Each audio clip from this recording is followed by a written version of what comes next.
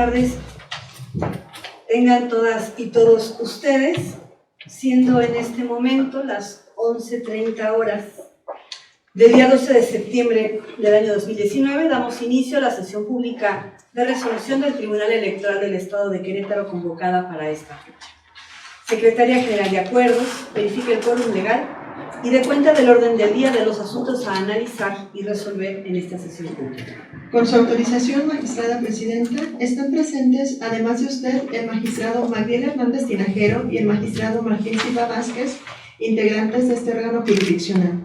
Por tanto, en términos del artículo 32 de la Ley Orgánica del Tribunal Electoral del Estado de Querétaro, existe el quórum para sesionar. Los asuntos a analizar y resolver en esta sesión pública son los proyectos de resolución correspondientes a los juicios locales de los derechos político-electorales, con claves de identificación TEC JLD 9, diagonal 2019, TEC JLD 12, diagonal 2019, TEC JLD 13, diagonal 2019, TEC JLD 15, diagonal 2019, TEC JLD 16, diagonal 2019 y TEC JLD 17, diagonal 2019, mismos que han sido precisados en el aviso fijado en los estrados de este tribunal. Es cuanto, magistrada presidenta, magistrados.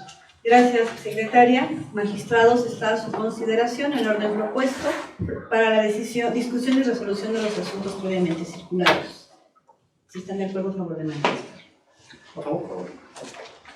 Secretaria Bárbara Estefanía Ramírez Ramírez, le pido de cuenta del proyecto de resolución de los juicios locales de derechos político-electorales con claves de identificación TEC JLD 9, diagonal 2019, y TEC JLD 12, diagonal 2019, mismos que fueron retornados para su engrose a la ponencia anual. Con su autorización, magistrada presidenta, magistrados. Doy cuenta con el proyecto de sentencia relativo a los juicios locales de los derechos político-electorales, identificados con las claves TEQ-JLD-9, diagonal 2019, y TEQ-JLD-12, diagonal 2019, promovidas por una regidora integrante del Ayuntamiento de Cadereyta de Montes, Querétaro. Previa acumulación de los juicios referidos, en el proyecto se precisa que la actora pretende que se le permita desempeñar efectivamente su encargo como regidora, otorgándole respuesta a sus peticiones en tiempo y forma, y cesando la violencia política en razón de género de la que alega ser víctima. En ese sentido, para abordar la controversia, en primer lugar, este órgano jurisdiccional no puede ser ajeno a que los hechos y omisiones alegadas por la regidora evidencian una actuación integral, sistemática y reiterada que implica la configuración de violencia política de género en su contra al continuar vulnerándose el debido desempeño de su encargo, lo cual debe ser analizado en conjunto con los antecedentes de los expedientes TEQ-JLD-3, diagonal 2019 y acumulados, al ser parte del contexto en el que se le ha obligado a intentar ejercer su cargo. Aunado a que el Contralor Municipal, como autoridad responsable, omitió remitir a esta autoridad la demanda que integró el expediente TEQ-JLD 9, diagonal 2019, de manera oportuna, impidiendo con ello un estudio conjunto de los hechos correspondientes a aquellos asuntos, por lo que un actuar contrario por parte de este tribunal actualizaría la situación de que se beneficiara de su propio dolo. Ahora bien, la actora refiere que dicha autoridad vulnera su derecho de petición, obstaculizando el desempeño de su encargo como regidora, al omitir hacer la entrega de la información, datos o documentación que no son ajenos a su función pública, lo cual afecta a la participación activa al interior del ayuntamiento y a conocer la manera en que se ejercen los recursos públicos que, en su estima, debe vigilar. Asimismo, sostiene que el oficio MCQ-CM-0303, diagonal 2019, no contiene lo solicitado y carece de fundamentación y motivación, ya que el responsable se limita a referir no contar con datos ni documentos relativos a insumos y recursos materiales, señalando que no es su competencia estar al tanto de resguardos materiales o facturas de compras de equipos, lo cual es contrario a sus facultades legales. Motivos de disenso que se propone declarar fundados. Ello en razón de que el hecho a ser opción de voto no se limita a contender en un proceso electoral y tampoco a la posterior declaración de mayoría, sino que también incluye la consecuencia jurídica de ocupar y desempeñar el cargo encomendado por la ciudadanía y de mantenerse en él durante todo el periodo de su encargo, además de ejercer los derechos inherentes al mismo. En ese sentido, en el ejercicio del poder público dentro del ayuntamiento como órgano de gobierno y administración, quienes lo integran, como en el caso de la regidora, requieren allegarse de diversos elementos para ejercer sus respectivas facultades y obligaciones de manera efectiva, entre ellos, toda la información respecto a diversos temas, cuya ausencia genera la obstaculización o límite al desempeño del cargo para el cual fue elegida. Del estudio de las constancias nos advierte que el Contralor haya dado contestación al escrito de solicitud de 4 de marzo en tiempo y forma, pues si bien pretendió subsanar su inactividad emitiendo el oficio referido, lo cierto es que transcurrieron más de 4 meses y tuvo lugar una vez que fue remitido a este órgano jurisdiccional el medio de impugnación que lo incitaba, recurriendo a su vez en una falta de congruencia con lo solicitado, de lo que se colige una afectación al desempeño del cargo de la regidora, pues con cada solicitud que presenta ante el órgano en el cual se desempeña, se enfrenta a una serie de obstáculos que tienen que ver con la temporalidad o la insistencia en no otorgarle la documentación que requiere. Ahora bien, la regidora señala que se ejerce violencia política de género en su contra, toda vez que el actor que le genera perjuicio forma parte de una actitud sistemática de tracto sucesivo que han tenido quienes integran el ayuntamiento, lo cual le impide participar en el ejercicio político y tiene lugar por las actitudes de ignorarla, así como no entregarle los datos y documentos solicitados, lo que a su vez se ha traducido en la necesidad de promover diversos juicios de protección de los derechos político-electorales al estimar bloqueado su trabajo. Agravio que se propone determinar fundado por lo siguiente. La violencia política de género pretende tener un impacto diferenciado al dirigirse a las mujeres a partir de la reproducción de estereotipos o al generar efectos de exclusión injustificada que en muchas ocasiones son invisibles y que se han instaurado dentro de la cotidianeidad. Este tipo de violencia se caracteriza por ser invisible e implícita y busca deslegitimar a las mujeres a través de los estereotipos de género que les niegan habilidades para la política, para anular su presencia en los cargos políticos. En ese sentido, difiere de otros tipos de violencia porque expresamente incluye actos de omisión, y en la medida en que las mujeres ingresan a instituciones que generalmente son dominadas por hombres, la resistencia a su inclusión se mantiene, tomando formas sutiles con la finalidad de marginarlas y hacer su trabajo menos efectivo, preservándose por medio de presiones hacia las mujeres líderes para que se amolden a las normas de comportamiento masculinas, lo que genera la ausencia de acción y oprime en mayor medida su participación política. Para sancionarla, la Sala Superior estableció los elementos para la configuración de la violencia política de género que se propone actualizar en el caso concreto al tenor de lo siguiente.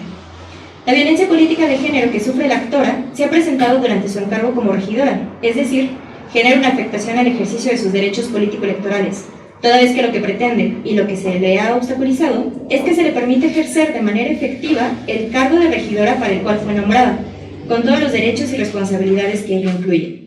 Se cometió en este caso por el Contralor, como integrante de un ayuntamiento que integra el estado de Querétaro, mismo en el que se desempeña la actora. Ello, pues, con sus actos y omisiones recreó e hizo visible nuevamente para este órgano jurisdiccional un actuar sistemático que lesiona el derecho a hacer opción de voto en su vertiente de desempeño del cargo para el cual fue elegida aquella. Conductas que repercutieron de manera directa, al menos, en un aspecto simbólico, el cual comprende los actos que deslegitiman a las mujeres a través de los roles de género, al negar su competencia en la esfera política. Este tipo de violencia opera a nivel descriptivo y de representación, pues lo que busca es borrar o anular la presencia de las mujeres en cargos políticos, y difiere de otras porque expresamente incluye actos de omisión y ausencia de acción que mantienen un estado patriarcal y oprimen en mayor medida la participación política de las mujeres, mismos que son sencillos de justificar, minimizar e incluso esconder por parte de los perpetradores, pero difíciles de probar. Situación que se actualiza en atención a que la omisión del Contralor consistente en dar respuesta de manera oportuna y en negar tener la información solicitada, pero sin destinar la atención debida para que quien la posea pueda remitirla a la actora con la finalidad de abonar en su participación como representante municipal. Ahora, si bien esta violencia simbólica no se extendió a la totalidad de las mujeres integrantes del ayuntamiento, ello no es obstáculo para considerar que la misma trascendió el funcionamiento de ese órgano municipal en detrimento del género femenino, sentando los cimientos para posicionar al actor en un plano inferior de subordinación. El actor cuestionado por la actora tuvo como resultado menoscabar o anular el reconocimiento, goce y o ejercicio de sus derechos político-electorales, ya que produjeron que no se le proporcionaron los elementos necesarios para el desempeño de su cargo, y se presume que mientras sus colegas se desempeñan de manera normal en sus cargos, la regidora debe acudir a la instancia jurisdiccional a solicitar la protección de aquellos, generando que deba dedicar más tiempo a remover los obstáculos de los que es víctima a través de los 7 medios de impugnación que ha conocido este órgano, que ejercer efectivamente su encargo. El argumento de violencia política por razones de género presentado por la regidora debe asumirse como un problema de orden público, en donde se analicen todos los hechos y agravios expuestos, bajo un contexto histórico y social derivado de la invisibilización y conductas normalizadas para efectos de determinar su actualización y delinear las acciones a realizar, razón por la cual se propone abordar los agravios sometidos a consideración de este órgano jurisdiccional de manera integral y no aislada. En el caso concreto, las conductas reprochadas se basan en elementos de género, pues tienen un impacto diferenciado y desproporcionado sobre ella, toda vez que le afecta de forma diferente o en mayor proporción que a los hombres, en atención a que, en tanto estos ejercen sus facultades sin cuestionamientos ni injerencias al interior del ayuntamiento, la regidora, al pertenecer al género femenino, ve menoscabada su participación política con cada actuar u omisión que pretende imposibilitar el desempeño de su encargo, debiendo impugnar en cada momento. Ello es así en atención a que no se ha permitido que ejerza materialmente las funciones correspondientes una mujer que ha demostrado una participación activa, insistente y continua, que rompe con la conducta estereotipada de mantenerse en sumisión en las decisiones tomadas en la vida pública. Por lo anterior, se evidencia un trato diferenciado frente a sus pares y, además, afecta desproporcionadamente al sector femenino, pues ello emite un mensaje de incapacidad, obstáculos y limitaciones para quienes pretenden incursionar en la política, así como de represión. Así las cosas, por un lado, el actuar del Contralor, articulado con el de las personas integrantes del ayuntamiento que se acreditó en la sentencia TQJLD 3/2019 y acumulados, impactaron en la participación activa de la actora, y por otro, dicha situación también se traduce en actitudes que se revistieron dentro de la normalidad, pues pueden esconderse fácilmente para evitar hacer frente a las responsabilidades inherentes, pero que en el plano fáctico repercutieron de manera directa en el desempeño del cargo. En ese sentido, tratándose de la hipótesis de violencia política de género que se somete a consideración de este órgano jurisdiccional, las expresiones dadas a conocer por la actora no pueden ser sometidas a un estándar imposible de prueba, pues su comprobación debe tener como base principal el dicho de la víctima, leído en el contexto del resto de los hechos que se manifiestan en el caso concreto, en atención a que los actos de violencia basada en el género, tales como la emisión verbal de cierto tipo de expresiones, tienen lugar en espacios privados, donde ocasionalmente se encuentra la víctima y el agresor. Así, en el caso concreto, las manifestaciones expuestas cobran sentido ante el contexto revelado, el actuar del Contralor y la insistente participación de la actora para desempeñar un papel activo en el ejercicio de su cargo, rompiendo con la conducta estereotipada que se espera de una mujer y las constantes trabas y limitaciones para ejercerla.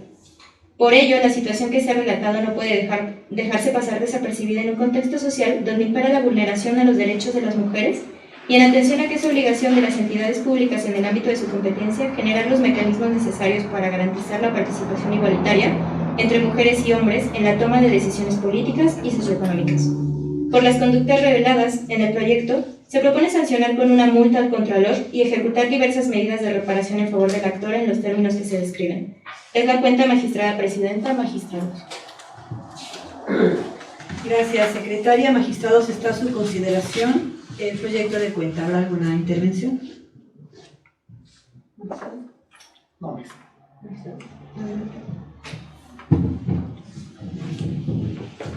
Eso del magistrado Martín, si lo vas a presentar.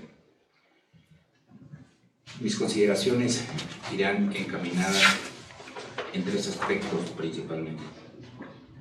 El primero de ellos, en cuanto al análisis conjunto que de facto se debe hacer en cuanto a los juicios que ha promovido la ahora quejosa o peticionaria de protección de legalidad. A efecto de advertir que nos encontramos ante un asunto complejo.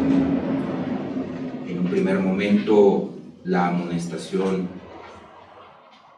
que se aprobó respecto a quienes infringían las normas en materia de erradicación de violencia política de género pudo considerarse insignificante y trascendente, ubicando a este tribunal eventualmente en una simulación. Por fortuna, para la constitucionalidad y legalidad de los actos que desahogue este tribunal, la Sala Regional Monterrey confirmó el argumento y la decisión tomada en ese sentido.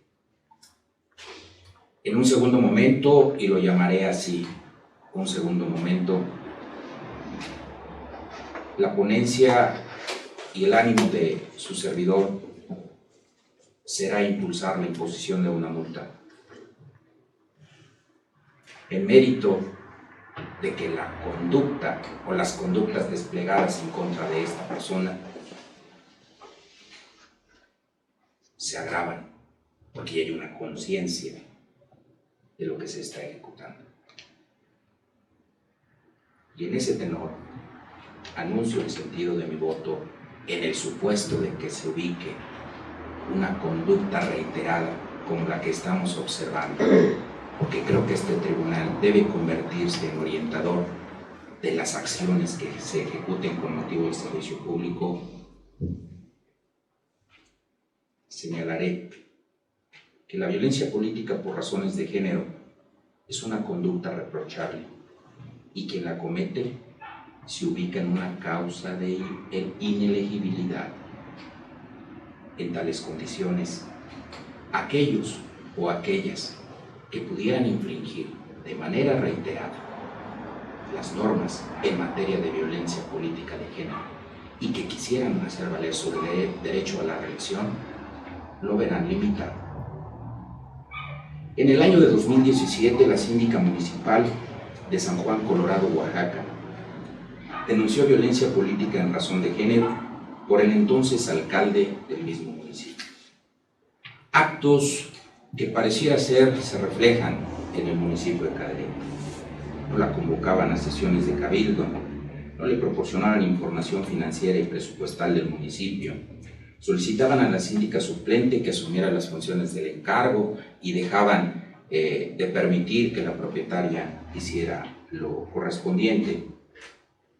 Esto sin ningún procedimiento o acreditación legal e incluso ejercer violencia verbal contra ella. El Tribunal Electoral de Oaxaca determina en esas condiciones que se materializa la violencia política de género. Esta determinación fue confirmada por la Sala Regional Jalapa del Tribunal Electoral del Poder Judicial de la Federación. El interesado solicitó su registro como candidato para hacer uso del derecho a ser reelecto. No. Las acciones que nosotros ejecutemos y que vulneren el marco convencional y constitucional vigente en el Estado mexicano deben tener un efecto. En tal circunstancia, desde este espacio que implica una responsabilidad institucional enorme, ruego a quienes se han convertido en infractores de las normas en la materia, adviertan, la reincidencia tiene efectos que pueden dañar o provocar su elegibilidad como candidatas o candidatos en el ya visualizable próximo proceso electoral. El otro comentario que quisiera realizar con la venia de los integrantes del tribunal es respecto a la ejecución de la multa. En el proyecto se razona de manera fundada y motivada que existe una relación administrativa y hasta de obediencia jerárquica, si tomáramos del derecho penal ese concepto, para determinar que sus superiores, me refiero a los superiores del Contralor, incluyendo el presidente municipal y alguna regidora o regidor, podrían erogar de su peculio la cantidad correspondiente. En este caso, creo que la fase de ejecución debe guardar cuidado en cuanto a que se haga efectiva en el peculio del Contralor, en los recursos particulares que él recibe con motivo del ejercicio de su encargo. Será fase, no forma parte de la ejecutoria, pero creo que en su momento podría vigilarse ese aspecto. En esas condiciones, entonces, Presidenta, es que yo reflejaría mi intención de esta parte. Gracias, magistrado. Bien, por mi parte, yo quisiera destacar, finalmente ya se ha señalado en tu cuenta, pero como se observa, la pretensión que se persigue es que se permita desempeñar efectivamente el encargo como regidora, otorgando la respuesta a sus peticiones en tiempo y forma y cesando la violencia política en razón de género, de la que esta actora en este asunto y en otros medios de información que se han interpuesto han llegado a ser víctimas. Ello en razón de que se vulnera el derecho a hacer opción de voto en su vertiente del desempeño del encargo. Y establece, bueno, en este sentido, bueno, el proyecto hace referencia a unos aspectos importantes. Uno, se trata con perspectiva de género, ya lo habíamos comentado en sesiones anteriores, en las que se han resuelto asuntos de esta naturaleza, promovidos también por la misma actora. Se juzga con perspectiva de género y como de manera clara lo expone el proyecto, esta constituye una política transversal que implica la adopción de medidas positivas en situaciones asimétricas de poder entre las partes, por violencia o discriminación, lo que vulnera el principio de igualdad sustantiva. En una democracia debe prevalecer el principio de igualdad desde el punto de vista sustantivo, para que pueda ser calificado como tal, y por eso la importancia del mismo.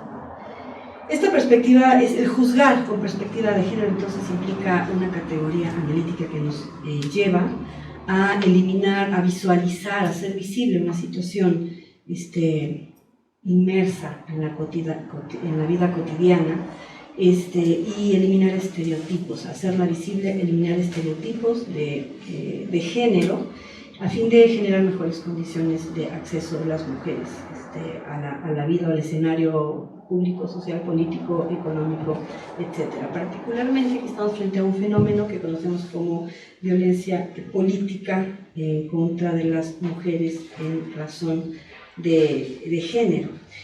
Mismo que puede definirse como aquellas acciones o omisiones de personas, servidoras o servidores públicos que se dirigen a una mujer por ser mujer, tienen un impacto diferenciado en ellas o las afectan desproporcionadamente con el objeto o resultado de menoscabar o anular sus derechos político-electorales, contribuyendo al ejercicio del encargo. Está planteando que conforme a lo que ha resuelto el Tribunal Electoral del Poder Judicial de la Federación, es que se hace una revisión de los elementos que conforman este tipo de práctica para poder, en caso de ser actualizada, pues sancionar. ¿Y a qué nos referimos? Identificamos un escenario en el que se desenvuelve, es decir, el marco del ejercicio de los derechos político-electorales o de un cargo público, persona que la perpetra, el tipo de violencia. Aquí el proyecto es enfático en destacar que se trata de una violencia simbólica, difícil de muchos casos de identificar porque se desarrolla en un escenario privado y no es tan sencillo encontrar los elementos idóneos o circunstancias para acreditarla. Sin embargo, a través de esta perspectiva de impartición de justicia con perspectiva de género, identificando diferentes elementos, podemos hacer visible esta práctica e identificar esa violencia simbólica. También se hace referencia al objetivo, es decir, cuál es el menoscabar o anular el reconocimiento o ejercicio de estos derechos de las mujeres. En este caso estamos hablando del ejercicio de la función de una regidora. Y en razón de género, estamos hablando de que sí se genera un impacto diferenciado en una práctica por ser mujer. Si nosotros consideramos las diferentes acciones o omisiones que se han llevado a cabo y que han impactado nocivamente en el ejercicio de su desempeño, podemos dejar en claro que se trata de una práctica que se ha llevado a cabo de manera sistemática e integral. Por eso el proyecto propone, primero establece que se actualice esta violencia política en razón de género y propone la sanción correspondiente y el establecimiento de determinadas medidas de reparación integral. Y por mi parte es todo. Si hubiese alguna otra participación. Sí, presidenta. Adelante, magistrado. Gracias, presidenta. Bien, yo ya he fijado una posición sobre el primer precedente sobre este asunto vinculado con la regidora en Cadereyta, en el que he fijado una posición clara sobre cada uno de los puntos. Y en este tribunal hemos hecho reiteradamente invitaciones a todo el interesado, no solo a las partes, sino a cualquier ciudadano, a que conozcan nuestras sentencias. Por supuesto que las partes son las principalmente interesadas en conocer el contenido de una sentencia, y en ocasiones a veces las partes, evidentemente, o alguna de ellas no estará conforme con el contenido de la misma. Ante esto, el tribunal, digamos, siempre ha insistido con esta petición, con este exhorto hacia todos, no solo a las partes. Por favor, lean las sentencias, lean nuestras sentencias. Ahí hay argumentos, ahí hay razones. Podemos no estar de acuerdo con algún criterio, podemos diferir en el argumento, pero que el debate sea sobre los argumentos de lo que dicen las sentencias. Con ello me parece que abonamos a la riqueza de la discusión democrática sobre la calidad de nuestra impartición de justicia en materia electoral, y ahí están todas las sentencias que ha emitido este tribunal, todas son públicas, esta lo será, especialmente el precedente de esta sentencia y esta. Yo invitaría a todos, a todas las interesadas, a que lean, por favor, el contenido de la sentencia y en particular, por mi posición personal, lean mi voto particular. Lean ahí las razones que la ponencia a mi cargo expresa, yo en lo personal expreso, de por qué mi posición es en contra de este proyecto y del precedente. La razón principal, no abundaré porque la posición ha sido amplia en mi primera intervención, es porque me parece que hay una confusión importante en relación con violencia política y violencia política de género. Creo que en los hechos, con el criterio jurisdiccional que se ha implementado en el tribunal por una mayoría, se desaparece, digamos, se desvanece el vínculo o la separación, mejor dicho, entre violencia política y violencia política de género. La realidad es que desde el principio, la ponencia de mi cargo en lo personal he tenido una posición enérgica, en el sentido y contundente, de que se actualiza violencia política, no de género, violencia política, porque tanto la Corte Interamericana de Derechos Humanos, por favor, ahí están los precedentes que yo invoco, por favor, léanlos, estudienlos, la Corte Interamericana y la propia Sala Superior ha dicho con muchísima claridad que no toda violencia política es violencia política de género. En los hechos, con lo que se expresa en estos precedentes, en realidad se diluye esa diferencia y virtualmente cualquier violencia política podrá ser violencia política de género. Ahora bien, podríamos cuestionarnos, ¿cuál es la diferencia para el gobernado, para la persona que acude ante nosotros a pedir que le impartamos justicia? Hay una diferencia importante para esta persona, particularmente creo que lo que debería interesarle más. Hay una diferencia importante por lo que vea la reparación de los derechos que invoca les son vulnerados. Lean la sentencia, en la realidad no. Vean el proyecto y vean lo que se invoca en el voto particular. Originalmente nosotros fuimos los que hemos propuesto la sanción más severa. Desde el principio dijimos, aquí hay violencia política, condenamos esa violencia política. Ahí está el proyecto, por favor revísese el proyecto. Desde el principio nosotros propusimos ser severos para evitar que estas actitudes y estas situaciones se repitan en lo sucesivo. De nueva cuenta en este proyecto, nosotros hemos sido los primeros en decir, bien, estas son cuestiones que no pueden tolerarse. Está acreditado que aquí hay violencia política. Lo que no está acreditado, en mi opinión, es que esa violencia política se genere por el hecho de ser mujer. Hay diferencias importantes.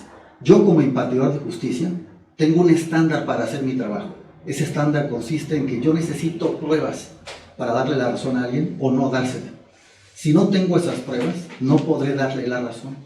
Y en este caso, sobre lo que no encuentro pruebas, es para concluir que haya violencia política de género. Es decir, que todos los hechos ahí narrados ocurran por el hecho de ser mujer.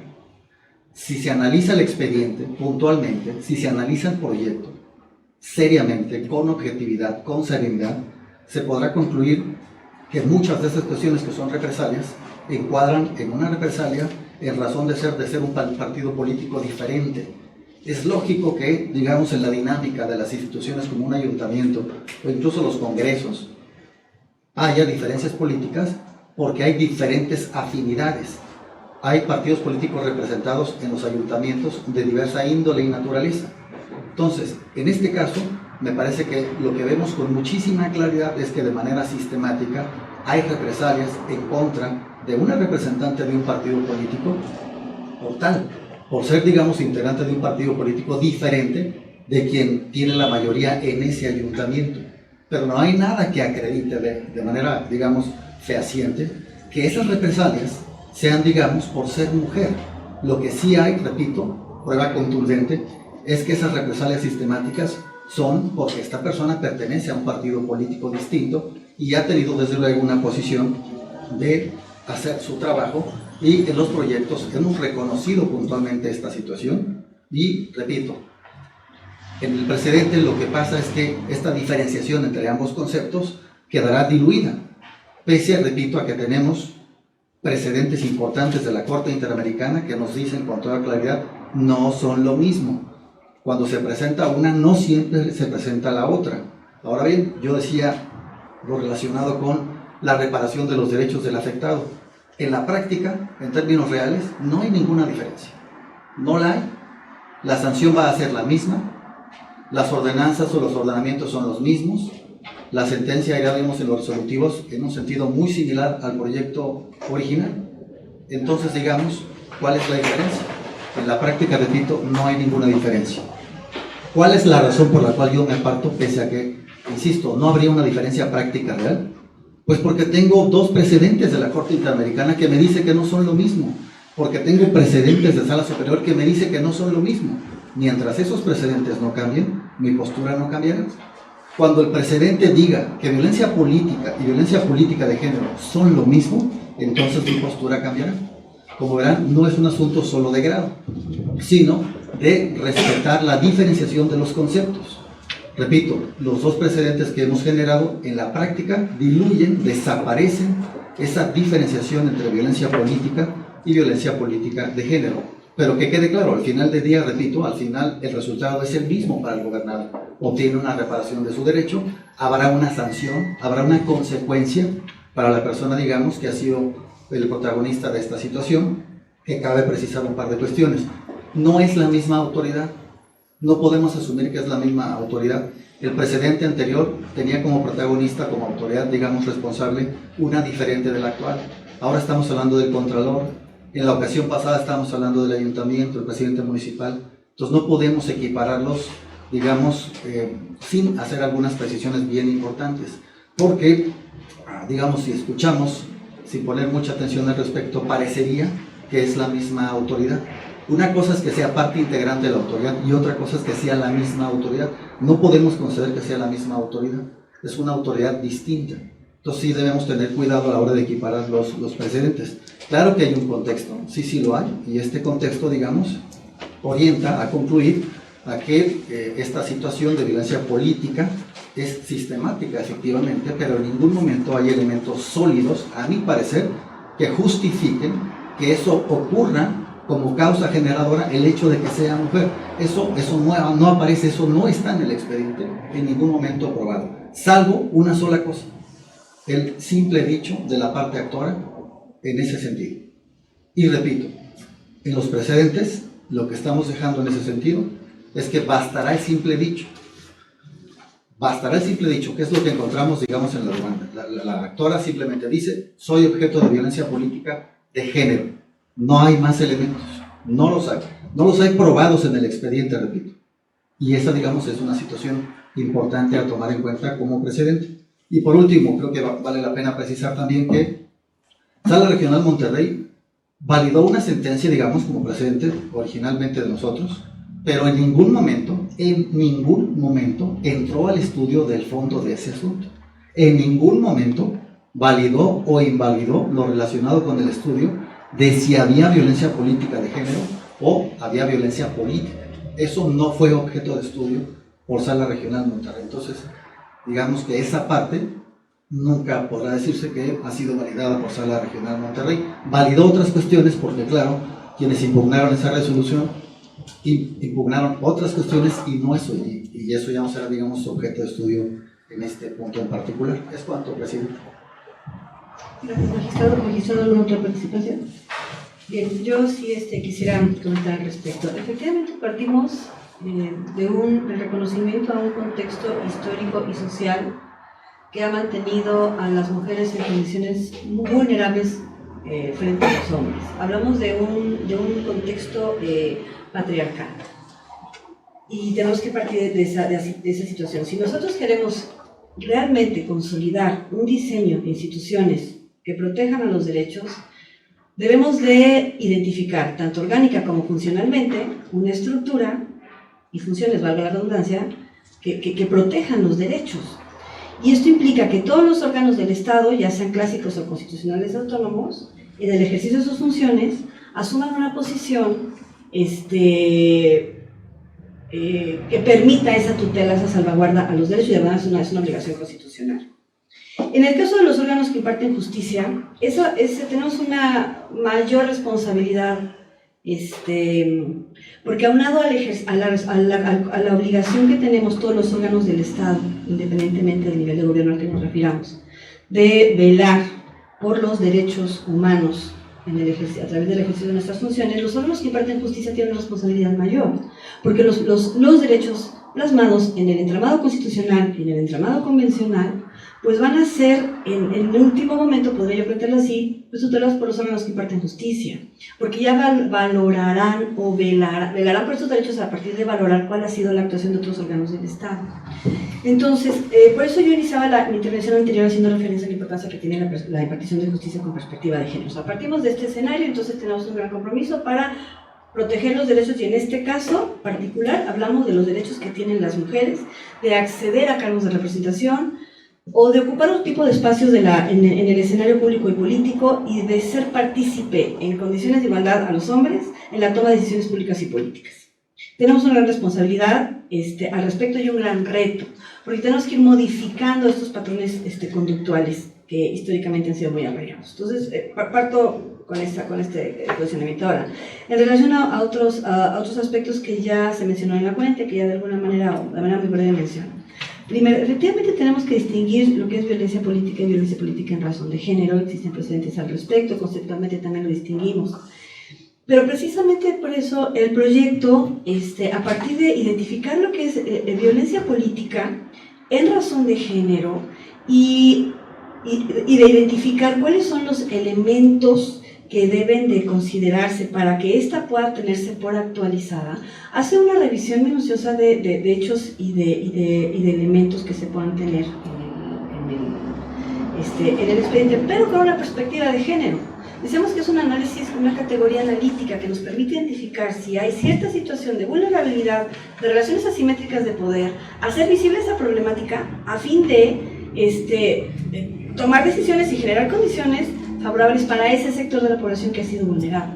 Entonces, en el proyecto se establece cómo se identifican estos elementos que implican la violencia política de género, se señala que se actualiza y se establece una metodología que implica juzgar, una impartición de justicia en atención a un principio tan importante como es el de tutela judicial efectiva, pero juzgar con perspectiva de género, que también implica el seguimiento o el establecimiento de cierta metodología. Claro que es difícil el probar que se dé este tipo de violencia, pero precisamente por eso se señala que es un tipo de violencia simbólica, que se da en un escenario cultural determinado, que se genera en ciertos espacios de carácter privado y que por eso no se somete a los estándares tradicionales de valoración de pruebas, sino que exige otro tipo de estándares. De aquí, eso lo se plantearía en la cuenta y creo que eso es muy claro. Ese es un aspecto. Otro. En el caso concreto, se percibe una actuación integral, sistemática y reiterada por parte de las autoridades. Efectivamente, en este caso en concreto, en estos dos medios de impugnación que se resuelven el día de hoy, la autoridad responsable es una autoridad del municipio. Sin embargo, forma parte de una estructura municipal, de una estructura donde se ejercen diferentes funciones, se ejercen diferentes cargos. Entonces nosotros revisamos una conducta integral y sistemática, eso es indudable, porque ha habido omisiones y acciones que han vulnerado el ejercicio de la función, tanto en relación a estos dos medios de impugnación, como en relación a todos los otros medios de impugnación que se han interpuesto por parte de la misma actora. Efectivamente, no se trata de la misma autoridad, pero sí de una autoridad que forma parte de una misma estructura que ha generado este tipo de práctica reiterada y sistemática. Por otra parte, creo que es importante destacar que en esta metodología que se sigue para compartir justicia con perspectiva de género, un aspecto muy importante es cuestionar la neutralidad del derecho aplicable. Siempre en el ejercicio de impartición de justicia vamos a buscar cuáles son las normas, tanto nacionales como dentro del escenario internacional, y cuáles son los precedentes de carácter jurisprudencial que puedan orientar, la decisión, los que nos permitan una adecuada fundamentación, una adecuada motivación, sin duda. Así se hace en el proyecto y precisamente en atención a decisiones que ha tomado el Tribunal Electoral del Poder Judicial de la Federación, se ha seguido la metodología de la cual ya he estado hablando. Me parece que sí es clara la distinción entre violencia política y violencia política de género. En este caso nos dedicamos a explicitar lo relativo a la violencia política en razón de género, que sí se actualiza y en consecuencia por el tipo de problema que se está enfrentando es que se establece determinada sanción y, como se mencionaba anteriormente, determinadas medidas de reparación integral. Por mi parte es todo. ¿Me queda alguna otra participación? Adelante, magistrado. Gracias, Presidenta. Insistir, pues, en la importancia de dar lectura puntual a los proyectos, y creo que ahí, digamos, todo aquel interesado lector podrá ver por sí mismo de manera directa que, digamos, no habría una diferencia real entre el proyecto original y este proyecto que hoy se votaría por mayoría, dado que, de hecho, en realidad, este proyecto recoge la mayor parte, una muy buena parte del proyecto original. Al final, la única diferencia en el proyecto es la introducción de esta diferencia de criterios que tenemos en relación con la actualización de la violencia política de género. Fuera de ello, el proyecto es más o menos, digamos, el mismo que se presentaba originalmente, en el sentido, uno, de reconocer, de considerar, digamos, probado que hay violencia política y, digamos, que hay una sanción al respecto. El proyecto, como se propone, lo único que agrega, repito, es lo relativo a que es violencia política, pero de género, de tal forma que la consecuencia es exactamente la misma. La diferencia entre mi postura y la postura de la mayoría está en que, desde mi perspectiva, debe diferenciarse la violencia política y la violencia política de género. La violencia política de género, por los elementos que dio la propia Sala Superior, tiene 5 aspectos que debes considerar como impartidor de justicia. De esos 5 elementos, no está aprobado, a mi parecer, uno que me parece decisivo, que es que haya pruebas que eso haya ocurrido por el hecho de ser mujer. Esa prueba, digamos, no está ahí.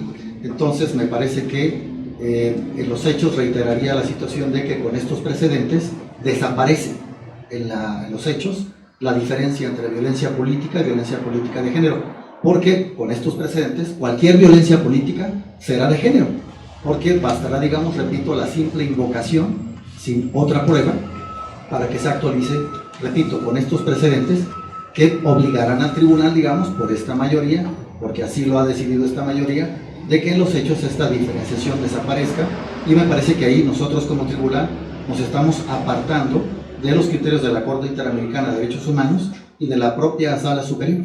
Es cuanto, presidente. Gracias, magistrado. Magistrado, ¿alguna intervención? Bien, al no haber más intervenciones, Secretaría General de Acuerdos, pido tome la votación. Con su autorización, magistrada presidenta. Magistrado Mariela Hernández Tinajero. Con el proyecto. Gracias, magistrado. Magistrado Martín Silva Vázquez. En contra, con el voto particular correspondiente de la engrosa. Gracias, magistrado. Magistrada presidenta Gabriela Nieto Castillo. A favor. Gracias, magistrada. Presidenta, le informo que el proyecto de resolución de los juicios locales de los derechos político-electorales con claves de identificación TEC-JLD 9/2019 y TEC-JLD 12/2019 fue aprobado por mayoría de votos con voto en contra del magistrado Martín Silva Vázquez.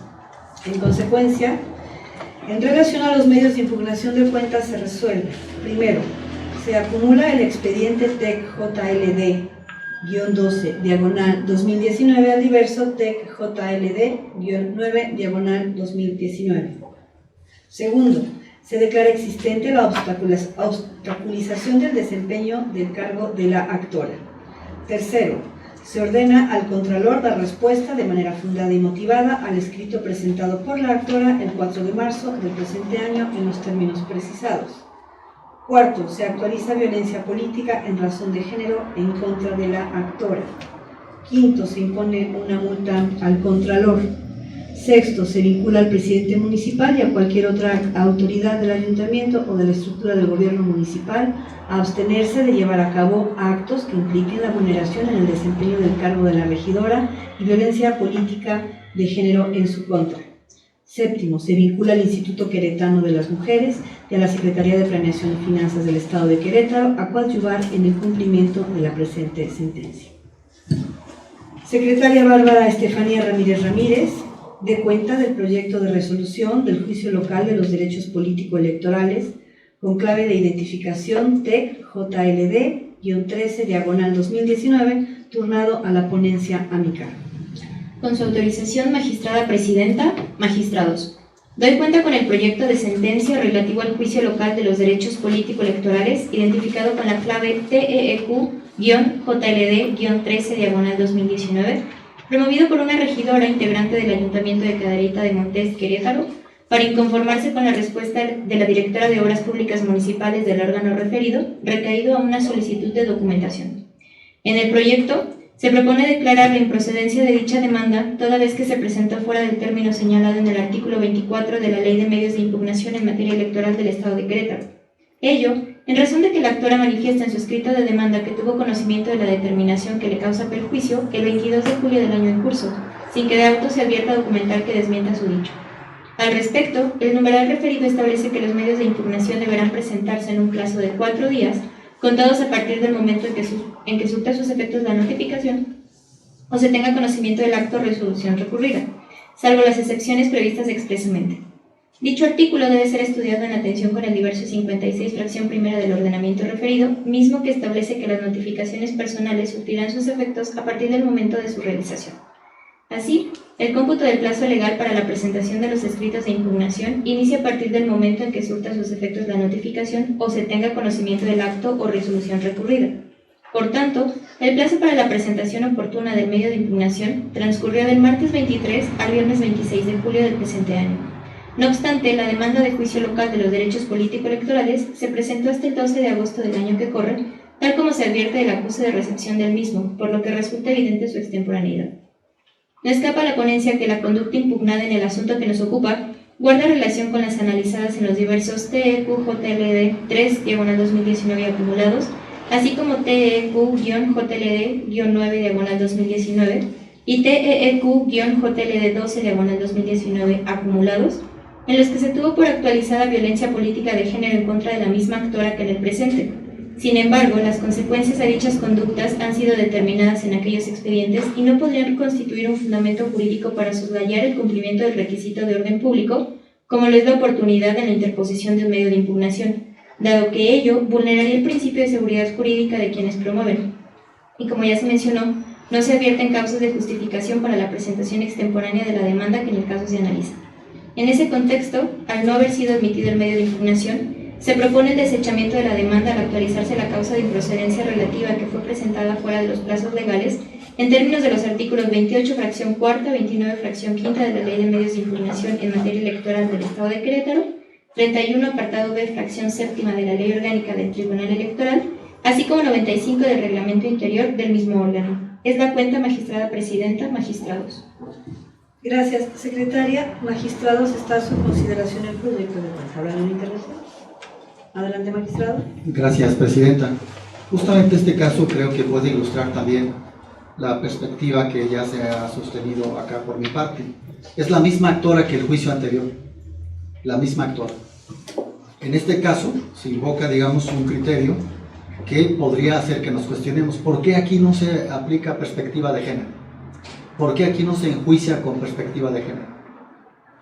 El artículo que establece el plazo para interponer los medios de impugnación es literal. Las personas tienen 4 días para interponer un medio de impugnación. En el caso de la posición de, digamos, demandar pruebas, es también algo establecido en la ley. Pero en el otro supuesto, digamos, se soslaya y aquí se aplica, digamos, una formalidad y se aleja, digamos, la perspectiva relacionada con enjuiciar con perspectiva de género. De tal forma que creo que sí podría ser válida la pregunta en términos de ¿por qué en este caso no y en el otro sí? ¿En qué caso sí, digamos, vamos a tomar literal y vamos a ser formales y como diga la ley dice 4 días, tuviste 4 días, no lo hiciste en 4 días, perfecto, improcedente? Y en otros casos, digamos, ¿dónde vamos a tener una perspectiva que pese a que la ley diga algo, haremos a un lado lo que dice la ley aplicando otros criterios? Mi voto es a favor del proyecto, porque mi posición, digamos, ha sido congruente en ese sentido y creo, digamos, que el cuestionamiento podría resultar válido en ese sentido. ¿Es cuánto, presidente? Gracias, magistrado. Magistrado, ¿alguna intervención? Adelante. Es obligado para su servidor, a efectos de dotar de congruencia el sentido de mi voto, llevar a cabo la siguiente exposición. La situación de vulnerabilidad, no vulnerables, y ese será el fin último que pretenderé acreditar, porque Guadalupe Montserrat hoy ya no es vulnerada, con motivo de sentencias que la han empoderado. Ella ya sabe y puede avanzar en el ejercicio de sus derechos conforme a la ley. Si nosotros mantuviéramos una constante de interpretación para abrir la posibilidad de que ella se duele en justicia, la estaríamos destinando a que siempre sea vulnerada. Y creo que no. La circunstancia de vulnerabilidad que viven las mujeres se materializa en el contexto internacional a través de la construcción de la Agenda 2030 de la Organización de las Naciones Unidas. El concierto de los países en el mundo han considerado, han concluido que esta es una circunstancia particular. Con motivo de la cláusula habilitante que contiene el artículo 1 constitucional, este instrumento y sus argumentaciones pone de manifiesto que en el mundo las mujeres son vulneradas y respecto a eso no se requiere prueba. En esas condiciones, como resultado de los compromisos asumidos por los estados parte, entre ellos México, nos hemos comprometido a deshogar acciones afirmativas, es decir, emitir determinados actos en el ámbito legislativo, ejecutivo y en este caso judicial, que tienda a erradicar esa situación de vulnerabilidad. Son vulnerables, asumimos el compromiso de llevar a cabo acciones afirmativas. ¿Qué son las acciones afirmativas entonces? Son disposiciones en términos generales de carácter normativo, que tienen una temporalidad de validez limitada. La autoridad que la emite, entonces, debe llevar a cabo o debe desahogar un estándar de vigilancia para determinar hasta dónde es vigente el tutelar los derechos con esa perspectiva. No son para siempre. El voto reconocido a nivel constitucional en México es necesario ahora.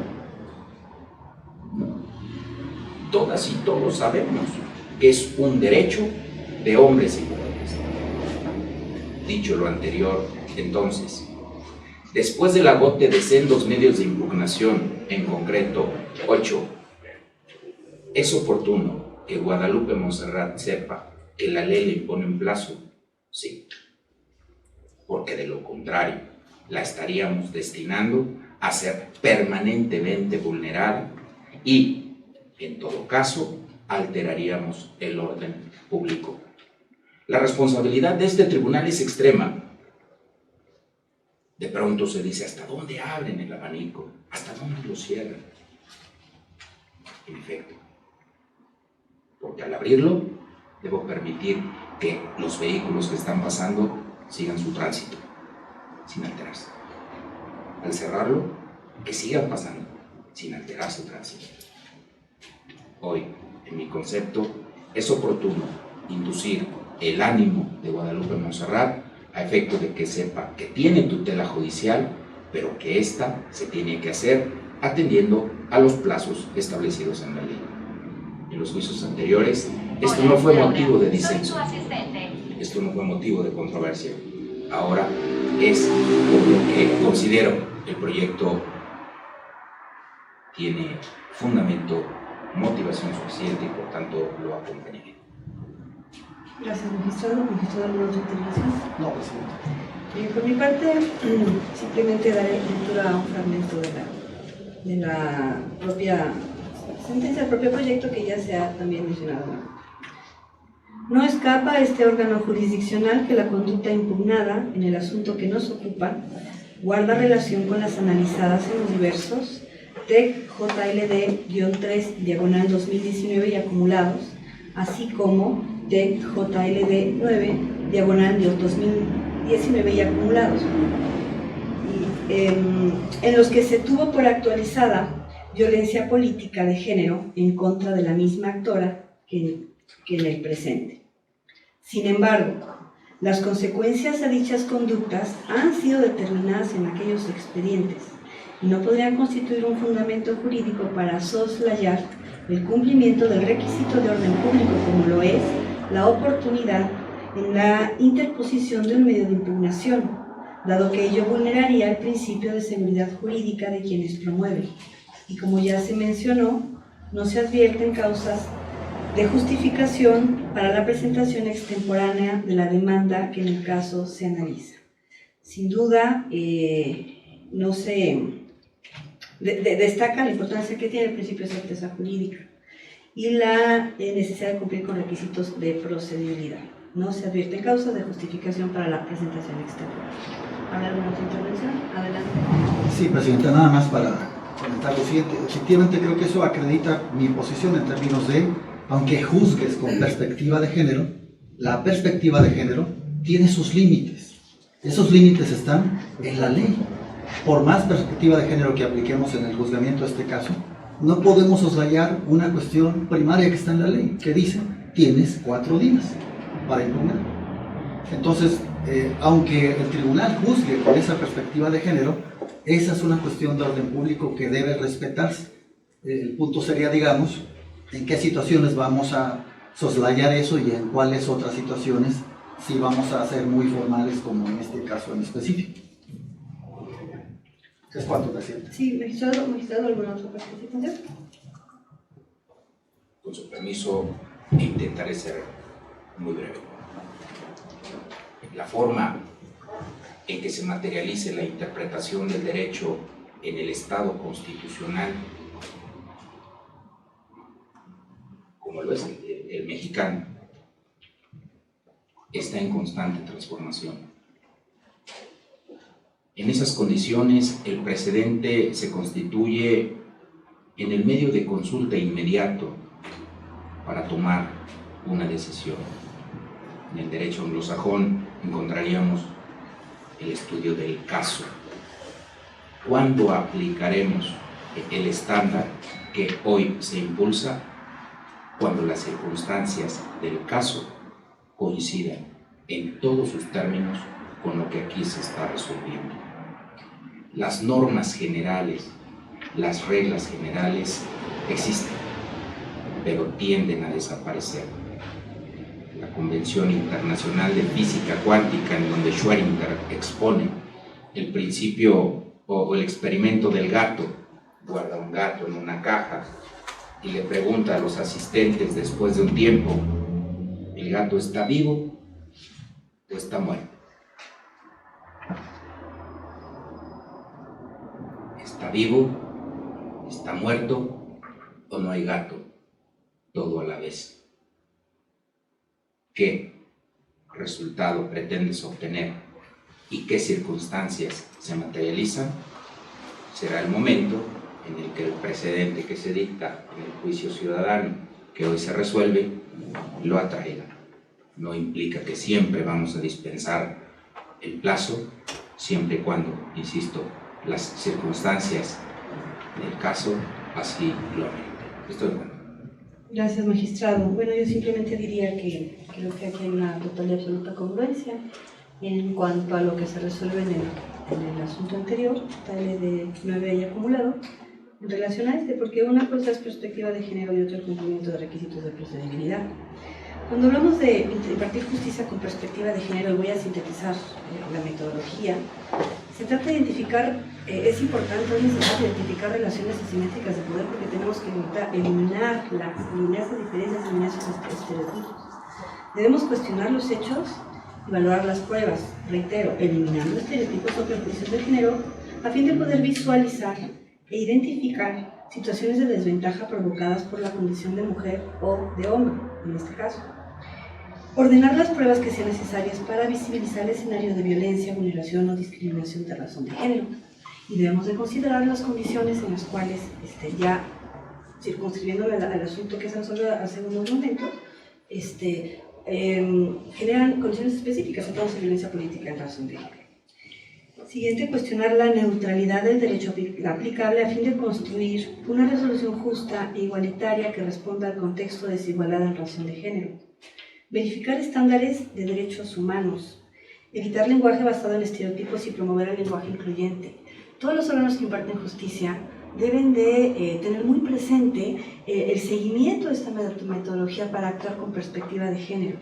Quiero destacar que el Tribunal Electoral del Estado de Querétaro, en conjunto con otros tribunales, con otros órganos que imparten justicia en la entidad, firmaron el pacto para introducir la perspectiva de género en los órganos impartidores de justicia.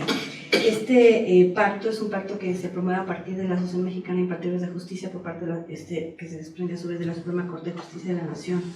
Y desde su nacimiento este tribunal ha sido muy congruente en impartir justicia con esta perspectiva. Hemos resuelto más de 30 asuntos que tienen que ver con los derechos políticos electorales de las mujeres, por diferentes puntos de controversia que se pongan a la consideración del tribunal. Creo que hemos sido muy congruentes y creo que los proyectos en los que yo he participado han sido muy congruentes en ese sentido. Eso es una cuestión, y otra es que se le pueda dar, entrar al estudio del asunto por razón del cumplimiento de esos requisitos de procedibilidad. Por eso en este caso, como se ha mencionado de manera reiterada, al ser extemporánea y no existir una justificación para dicha promoción fuera de tiempo, pues se resuelve el desechamiento de la recomendación. Magistrado, ¿alguna otra intervención? No, presidente. Magistrado. Gracias. Bien, al no haber más intervenciones, Secretaría General de Acuerdos, le pido tome la votación. Con su autorización, magistrada presidenta. Magistrado Magdiel Hernández Tinajero. A favor. Gracias, magistrado. Magistrado Martín Silva Vázquez. A favor. Gracias, magistrado. Magistrada presidenta Gabriela Rivera Castillo. ¿A favor? Gracias, magistrada presidenta. Le informo que el proyecto de resolución del Juicio Local de los Derechos Político-Electorales con clave de identificación TEC-JLD 13/2019 fue aprobado por unanimidad de votos. En consecuencia, en relación al medio de impugnación de cuenta, se resuelve, único, se desecha por improcedente el presente medio de impugnación. Secretaria Alejandra Mendoza Bañuelos, de cuenta del proyecto de resolución de los juicios locales de los derechos político-electorales con clave de identificación TEC-JLD 15/2019 y TEC-JLD 16/2019, turnados a la ponencia del magistrado Magdiel Hernández Tinajero. Con su autorización, magistrada presidenta, magistrados. Me permito dar cuenta con el proyecto de sentencia relativo a los juicios locales de los derechos político-electorales identificados con las claves TEQ-JLD 15/2019 y TEQ-JLD 16/2019, promovidos contra las convocatorias al Tercer Congreso Nacional Ordinario de Morena, emitidas por su Comité Ejecutivo Nacional el 17 y 19 de agosto. En las demandas se plantean agravios relacionados con el derecho de afiliación y votación causados presuntamente por las convocatorias. En el proyecto se propone declarar la improcedencia de dichas demandas al no haberse colmado el principio de definitividad en razón de que la parte actora no agotó la instancia partidista. Constitucional y legalmente, los partidos políticos en ejercicio de su derecho a la autoorganización tienen la potestad de establecer su propio régimen de organización al interior de su estructura, así como el deber de implementar procedimientos o mecanismos que posibiliten la solución de sus conflictos internos que garanticen los derechos de la militancia. Así, los partidos pueden resolver de manera autónoma sus controversias sin injerencias de las autoridades electorales, las cuales únicamente podrán intervenir en los asuntos internos de los partidos en los términos señalados en los ordenamientos jurídicos y luego de haberse respetado el citado derecho de autoorganización.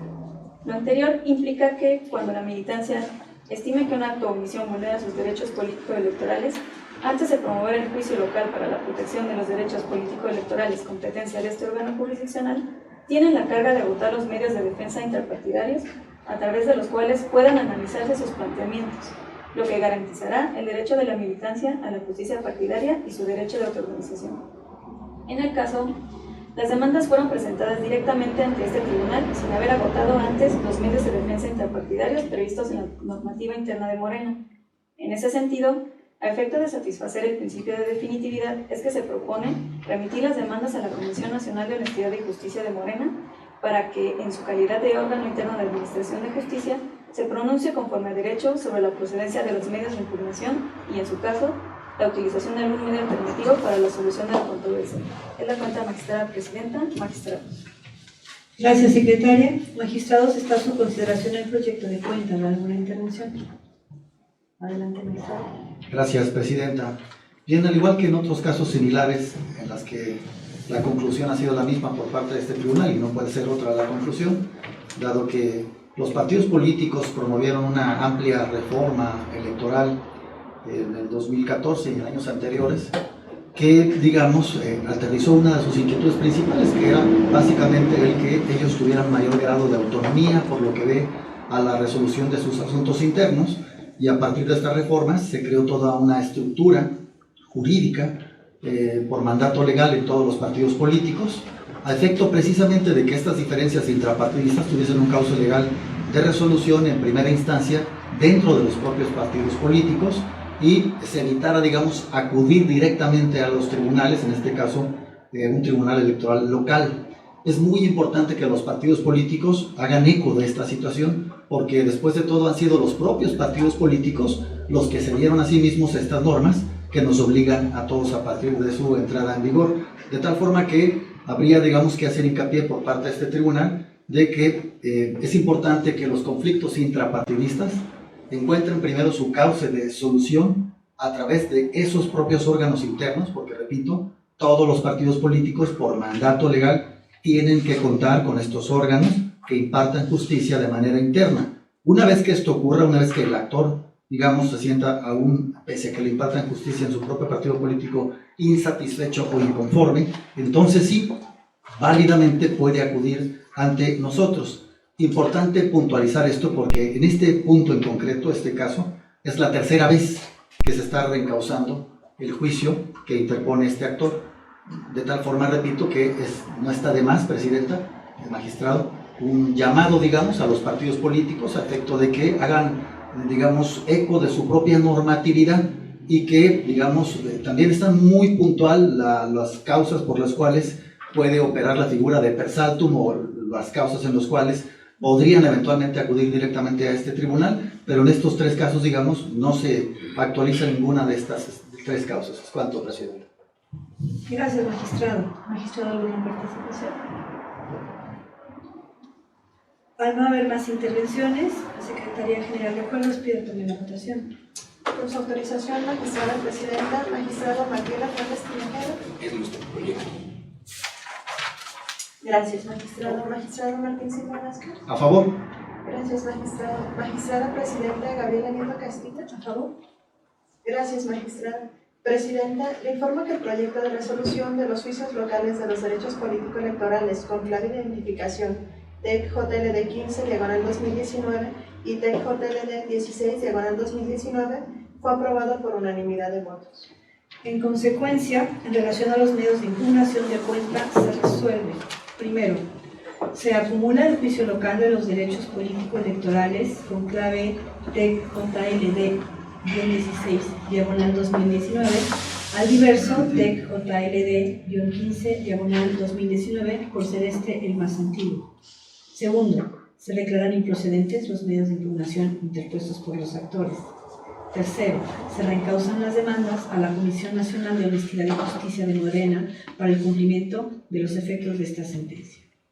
Pido ahora al secretario Eduardo Alarcón Avendaño de cuenta del proyecto de resolución del juicio local de los derechos político-electorales con clave de identificación TEC-JLD-17/2019, turnado a la ponencia a mi cargo. Con su autorización, magistrada presidenta, magistrados.